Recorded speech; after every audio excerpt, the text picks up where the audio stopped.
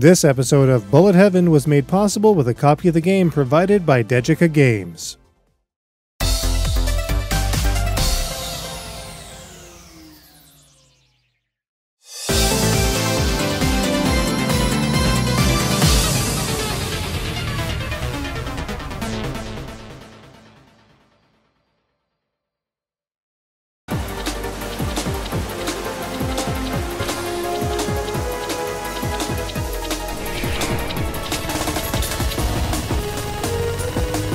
In episode 104 of Bullet Heaven, we took a look at Crimzon Clover World Ignition on Windows PC. We praised its super tight control and comprehensive scoring mechanics and felt, by and large, that it was already an essential shooting game that everyone should be on board with thanks to its broadened accessibility via Steam. But it somehow gets better. Crimzon Clover World EXplosion, emphasis on the EX, is a newly revitalized version of the PC Classic and Nessica Live Revision, released to the Nintendo Switch on October 29, 2020 by adventure planning service and Doujin Games. A Steam version is also planned. Not only does it bring everything World Ignition featured to the home console market, it also features some great new modes and tweaks. Let's take a closer look.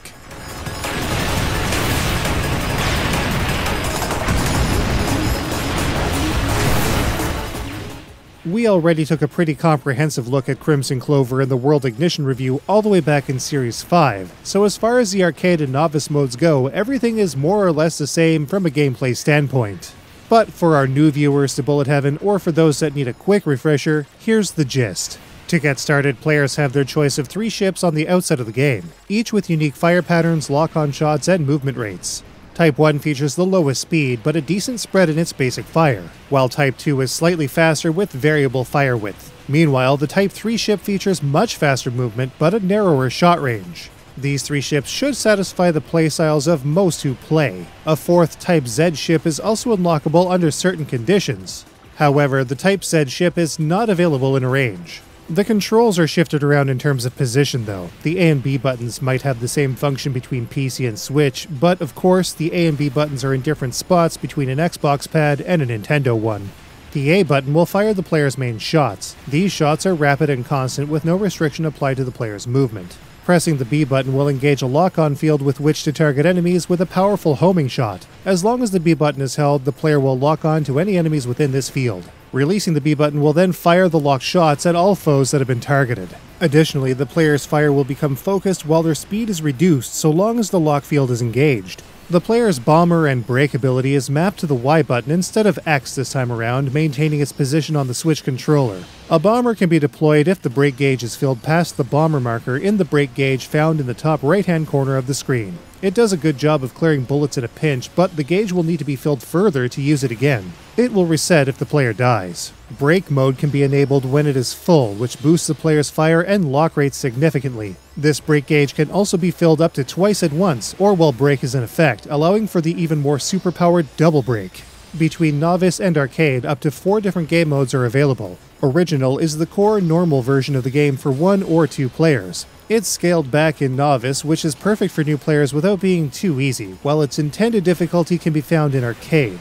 Boost mode has a dynamic rank system that changes based on player performance, and brake is enabled automatically when the brake gauge fills. Brake will then be maintained so long as the player doesn't die. It's available in both Novice and Arcade.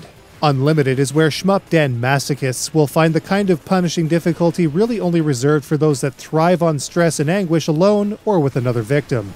It is only available in Arcade. Finally, a single-player time attack caravan mode can also be played, tasking players with scoring as high as possible within a time limit. Once again, it is only available in Arcade. And that brings us to Arrange. This new single-player mode shakes up the entire formula with a system that is best described as Gradiusian. Essentially, just as in Gradius, a bar at the bottom of the screen displays the number of enhancements and power-ups that can be selected with the Y button when they are highlighted.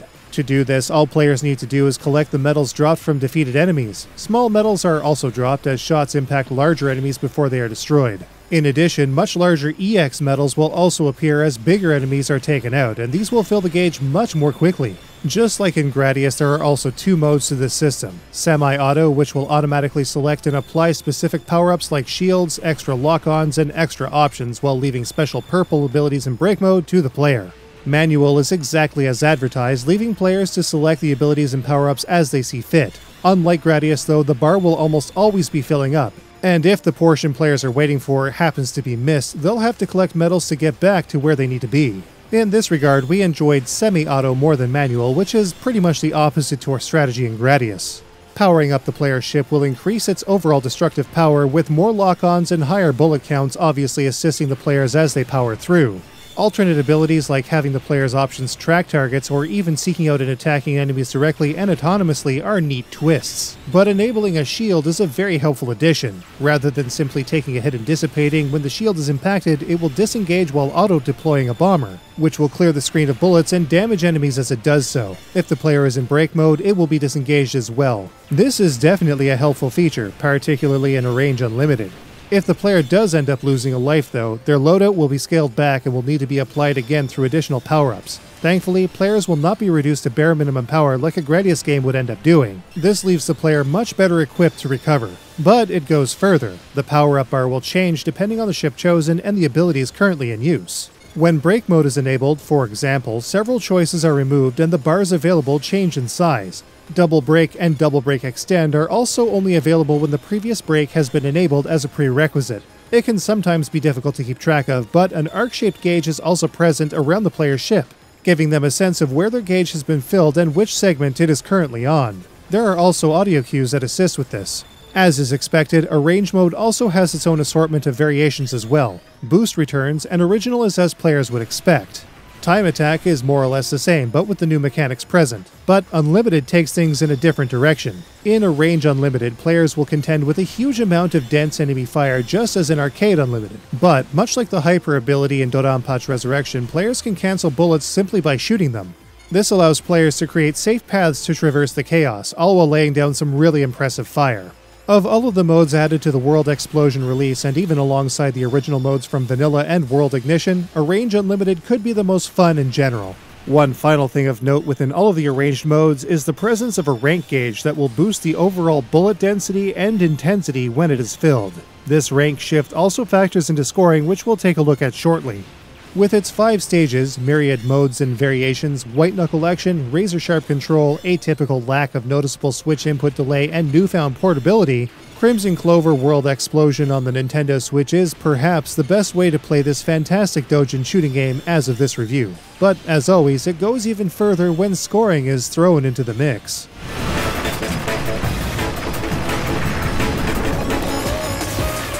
We did a decent enough job at outlining the scoring system in Crimzon Clover World Ignition back in 2014, but World EXplosion includes some great features that allow the player to better understand how the gigantic point totals they'll get, sometimes into the trillions, break down. At the core of Crimzon Clover's scoring is medal collection and multipliers, which hinge on the use of lock-on attacks and break mode. Medals will be dropped from pretty much every destructible thing in the game, which will mount in value based on how many are collected in total. In break mode, these values are doubled and quadrupled in double break. Locking onto and killing off enemies with lock-on shots will multiply these values with a green multiplier. By default, a full lock-on will max out at 9.6 times. But this limit can be surpassed easily in break mode and double break. It is also possible to blow past 9.6 in co-op with careful coordination, even when not in break. A small numeric value will appear underneath the multiplier, which rapidly counts down, indicating the duration left of the multiplier in play. Killing off popcorn enemies rapidly can keep this gauge going, adding to it as it counts down, and in some cases even increasing the value. Even if break mode ceases, so long as the multiplier can be maintained, they will still apply until the chain ends. Knowing how to use these mechanics most effectively and where they can be kept going with the largest multipliers possible will do an excellent job of getting the score higher, quicker. World EXplosion also adds widgets to the experience, showing players real-time tallies for all of the points achieved from various sources. Enemy kill values, score from medals collected, score from bullet cancels known as flush score, and even points from bullet collisions are displayed. Arrange features 2 item scores, one for regular small medals and an EX item score for the large ones. The EX items also have a secondary score multiplier attached to them as well, with values starting at 40,000 points. These values are doubled when the rank shifts into high gear and doubled again in break. These scores are even multiplied with the current break rate, and yes, it gets every bit as insane as can be expected when the rate climbs into the tens or even hundreds of thousands of points. A secondary panel shows the score achieved for each stage, up to and including the progress in the one players are currently in. Of course, the absolute most unreal scores have to be from a range unlimited. Since each bullet killed counts towards boosting up the player's lock-on multiplier duration, it's not unheard of to see them maintained throughout the entire stage. Paired with an unreal amount of item score, the player's totals can reach levels that give Gigawing a run for its money. This is where a range unlimited truly shines, and it can make for quite the cathartic and addictive experience when the screen is just flooded with cascading streams of gold.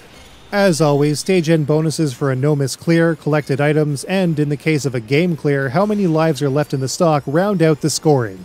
One other thing of note, extends are not awarded through scoring Crimzon Clover. Instead, extends are obtained by collecting a certain amount of medals, indicated at the top of the play area, or through Chorensha-style pickups that also gives the player options for gauge recovery or extra medals. A range doubles down on this, as separate amounts for both regular and EX medals will award extends, though extra lives won't be dropped by defeating certain bosses or sub-bosses. Local leaderboards are nice, but it all really comes together with a robust online leaderboard, allowing for players to rank in by mode and by ship. This alone is certain to boost the replay value of Crimzon Clover World EXplosion in and of itself, regardless of the survival aspect. And it's all just a ton of fun the whole while.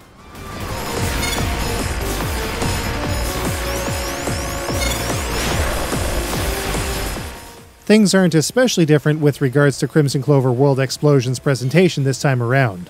Visually, World EXplosion is everything players familiar with the original and World Ignition releases should expect. Options exist allowing for a good amount of chunky pixel goodness without the weird scaling issues we sort of saw in the PC World Ignition release. A general palette swap has been added to the Arrange mode's borders and ships, while the Arrange and Novice modes feature additional colors, and even alternate designs, for its ships.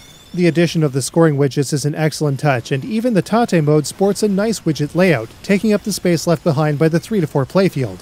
And while the sound effects are generally the same, almost to a fault thanks to its still irritating typical Doujin effects, the music has gotten an all-new alternate track list. It didn't take long for us to piece together that Gryzor87 is behind the new BGM.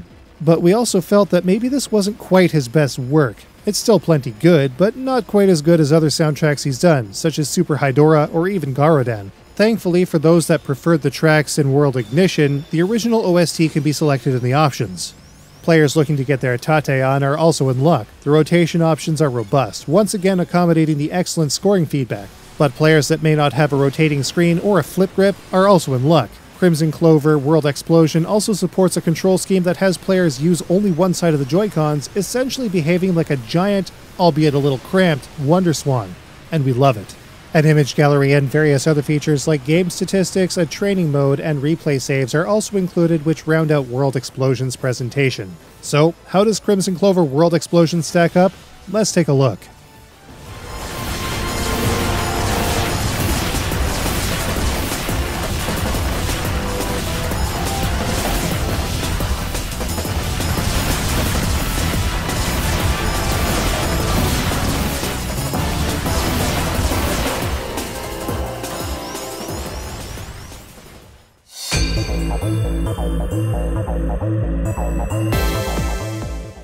Crimzon Clover has always had precise, sharp, excellent control, and World EXplosion is no exception.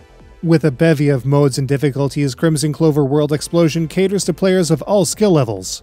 Having what is essentially 10 game modes, World EXplosion has a ginormous amount of content to play, and online leaderboards for everything can extend this replay value to extreme lengths.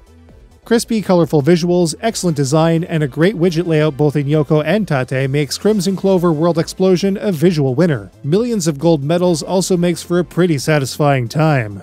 While the arranged tracks are still good, Gryzor87's new BGM tracks don't hold up to his other works. They still edge out the original Crimzon Clover tracks though. The arrange modes in World EXplosion shake up the Crimzon Clover formula in excellent ways, offering a significantly different experience with the same great scoring hooks the original boasted. Crimzon Clover World EXplosion weighs in at about $20 US, which is a decent price for the amount of quality shooting it features, especially with the arrange modes in tow. Having my plans completely derailed by Crimzon Clover is a testament to how good this game is. It completely took over our production schedule, and it was well worth the time we spent with it. It's also a game that we're sure to revisit again and again, especially with regards to its addictive arrange modes and online leaderboards. In the end, this is once again a game that should be on everyone's Switch, and it gets a 4.75 out of 5. You can get a copy of Crimzon Clover World EXplosion for the Nintendo Switch on the Nintendo eShop for about $20 US, with a Steam version coming soon. How about we get on board with some indie shooters then? Up next on Bullet Heaven, we're going to take a look at Pixel Heart's Guns of Mercy Ranges Edition in episode 284. We'll follow that up with Super Psy Penguin in episode 285. See you all in the next episode.